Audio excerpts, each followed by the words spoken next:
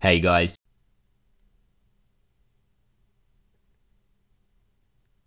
I can explain. Hey guys, what is going on? It is me, BikuriBox12 here. Welcome back. Before I jump into things, I need to address this right here. I'm currently using my old microphone, the Blue Yeti, the mic that everyone has used at some point. The normal microphone that I used was having some technical problems where if I would monitor it with headphones, I would hear this really loud and distracting electrical hum sound, like a droning sound in the background, and it would appear in my recordings, and that's a big problem. So I've sent it back to the company to have it repaired, but I don't know when they're gonna send it back. So in the meantime, I've got to use this replacement, which is totally fine. The Blue Yeti's not a bad mic by any means. It's a great starting mic, despite what Nitawig might tell you. But microphones aside, more importantly, I did not want to miss out on thanking you guys for getting this channel to 30,000 subscribers, because that's a big deal. That's a great number. I've said it many times before, and I will continue to say it. I can't thank you guys enough. It really is a great thing that I have here. I love what I do, and I love that I can keep on doing it. That being said, I've actually got quite a number of things to talk about today. I went to VidCon a few days ago. I've never gone to a convention like that before, except for like Comic-Con. I went a couple of times, but this was the first real con that I attended with my YouTube status. But I got to meet people like Markiplier in person, which was awesome. He got a great story about his dad, very touching. Would have been great to talk to the man and be like, hey, want to try Realm of the Mad God again? Game Theory was also there. People have said that I look and sound like MatPat a little bit. I guess maybe the eyes, the hair, the informative content that I make. But the reason why I decided to go to VidCon was a 25-minute interview with Olin Rogers. For those who don't know, my favorite YouTuber, master storyteller, fun-loving guy, adventurer at heart, makes t-shirts. I wear a lot of them in my videos, not right now, but I've never really been excited to see someone in person before, you know? And it could have been because the crowd was small, so you know that it's not just this huge thing. Because with Markiplier, there's got to be just like several hundred people around you just listening to him talk. But with Olin Rogers, there couldn't have been more than 50, 60 people. And that makes the community feel more tight. Like, he could notice you. Especially because he has his new cartoon coming out, and I wanted to see if somehow I could audition for a part. Just both because I would love to try some voice acting, and it just sounds like so much fun, but also, I'd get to meet Olin Rogers. It would be so awesome, but, you know, but by far the biggest highlight of VidCon was very unexpected. I ran into one of my fans there. Did not think that that was going to happen. Such a nice guy. His name was Axel, unless I was completely deaf whenever he told me. We took a couple pictures together, and I told him that he has permission to add me on Discord now and not feel like a stranger. We can talk. But that really was such a heartwarming feeling. That felt really good. To just randomly meet someone who's like, oh my god, I love your videos, and you just sit there and think, this is just some random dude I found, and we have a connection. I've never met him before, and we have a connection, a positive connection. It made my day. It made my day. It was so splendid. It boosted my self-esteem, let me tell you that. But as far as what's been going on with the channel, like I said, haven't had my microphone. I would have been posting like a madman if I did, but this has been a bit of an ordeal, so we'll just have to weather the storm together, you know? I finally got to take some voice acting classes by one of my favorite voice actors, Crispin Freeman. It was, I would hate to sound like I'm over-exaggerating, but I think that was one of the best days of my life. It was so much fun. I learned so much. It was just a small class of 8 people, and you just act together. There was no judgment. We were all there for one reason, to play characters together. We're all on an even playing field. We all had very similar skill levels, I guess. All different ages, different genders. It was half and half, male and female, which I was surprised about. I was nervous for sure, but that didn't affect my ability to perform.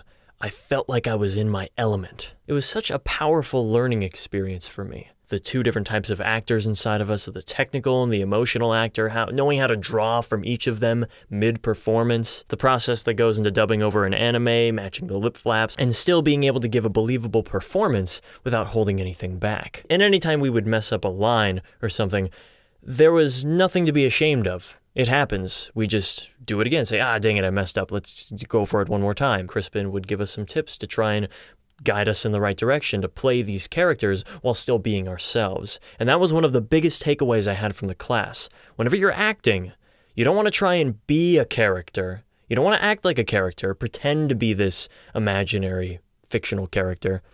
You want to actually be it. And the best way that you can be a character is to be yourself, because you know how to be yourself. Put yourself in the shoes of that character and do what you would do if you were in those situations. That way your acting is believable and you're playing the proper role. So fun. I gotta do it again. So you might see a few voice demos on the channel in the future, so don't freak out if it catches you off guard. Other than that though, I finally completed a project I have been working on for about 1.5 years. I built my new PC. My first PC. For those who don't know, I've been working on a Mac since the beginning of my channel because I didn't think I was going to do gaming stuff. But now I have the luxury of using both. Play and record games on one, edit and do everything else on the other. Got both monitors next to each other right here. I have the actual computer laying over here, very awkward to look at, but it's effective. And I can finally play any game I want without any compatibility restrictions. I feel pretty good. Now that I'm thinking about it, I should probably give some mention to the Shatters Guide. It will happen. Definitely. I have no plans on skipping it. However, I kind of want to save it for the end. You know? Maybe make it one of the last main dungeon guides that I do. I'm sort of at peace with myself realizing that I'm not going to be able to say everything. Because a dungeon like the Shatters, the better you are at the game and the more time you sink into it, the more you learn about it. I really don't have the desire to become that good at Shatters. I'm good enough. I can do them with a group, and I can survive all 3 bosses or whatever. I can get through it. That's all I need. If I ever want to go above and beyond one day, maybe I will. But for the guide, I'm going to teach the new players how they should do it. They're not going to be soloing on a warrior. They need to know how to keep a clean Shatters, both publicly or with a guild, and how to survive. I'll tell you about all the enemies, what they do, a few strategies here and there on how to avoid them, what the bosses are like, why you need to avoid the rage phase, getting secret switch, how to drag and lure enemies to take them out one by one, the spawns are random, stuff like that. I do want to make the Shatters Guide, but I also want to make it good, and that will take some time. But it will happen, and that's all that matters. And before I go, one last thing. I've made quite a few changes to my Patreon. Now, bringing up Patreon can be a touchy subject for some people because it can come off as money hungry if you don't do it right. Like making your own Patreon video and actually calling it the Patreon video. It's the dislikes might roll in if you don't do it right, which is why I incorporate it into the end of these videos. Totally harmless. I've changed up the current tiers as well as adding a couple of new ones, and I even went as far as to make them box themed. I kid you not. First up is the $1 a month Matchbox tier, where I simply state that you have my deepest gratitude. I appreciate anyone willing to donate to me, but you'll also receive credit at the end of most videos where I just have a list of all of my patrons and thanking them right then and there. Then a step above that, we have the Cardboard Box $5 tier, where you get to see my scripts to the videos that I've written before the videos even go up on YouTube, so you get a little sneak peek of what I'm going to talk about. And I'll occasionally upload an audio file, which is more or less an update on my current situation. I'll talk about what videos I have planned, if there are any struggles happening right now, or if things are on the up and up, and just things like that. Stuff like this. Then we have the Lunchbox $10 tier, where like before you get access to my Discord server where you can chat with me, you can call occasionally. I want to try and get all of the patrons together. Like if I had like 10 patrons or something, I would like to have all of us get in a call and just talk to each other. I think that would be a lot of fun. But now I have added the $15 Mailbox reward, where you get to see my bigger videos